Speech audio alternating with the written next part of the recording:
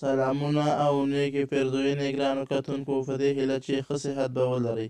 په دې ویډیو کې تاسو ته زده کوئ څرنګه د فیسبوک د صفحې هغه ویډیوګانې چې په خپل سر پلی کیږي د هغې مخنیوی وکړو.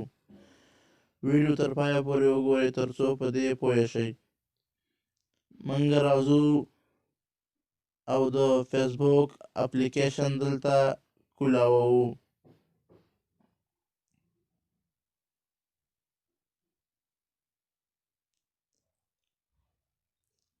فیسبوک اپلیکیشن هم کولاو کو، دغلته زما یو اکاونټ هم کولاو کو. ګورو دغه ویډیو مالا د اکاونټ کې په خپله پلی شوه، ما نه ده پلی کړې لیکن په خپله پلی شو. تاسو وګورئ، زه بېرته ورځمه ګورمه په خپله پلی کېږي. د دې به څنګه مخنیوی کوو؟ د دې لپاره راځو او دغه د دې صفحې پاس ښي طرف ته درې لاندې باندې کرښو باندې کلیک کوو. دلته راځو سیټینګ اینډ پرایوسي او هغې کې سیټینګ انتخابوو.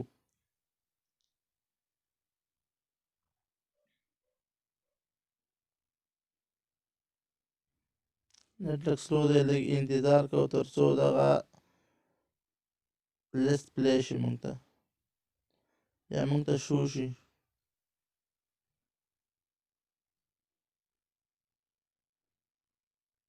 دغه لیست موږ ته دغه دی شو شو. اخر سر ته ځو او دلته یو اپشن دی د میډیا ان کانټاکټس، په دې باندې کلیک کوو. دلته راځو اټو پلی، دغه اپشن باندې موږ کلیک کوو او دلته راځو نیور اټو پلی ویډیو، دې ته ټیک مارک لګوو. کله چې موږ دې ته ټیک مارک ولګوو واپس ځو بېرته خپل فیسبوک اکاونټ ته، ګورو چې ویډیوګانې به اوس په خپل سر نه پلی کېږي. تاسو وګورئ دا ویډیو ما پلی کړله، په خپل سر نه پلی کېږي. یعنې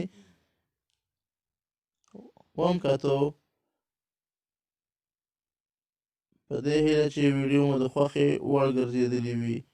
د کتلو څخه مو یو جهان مننه.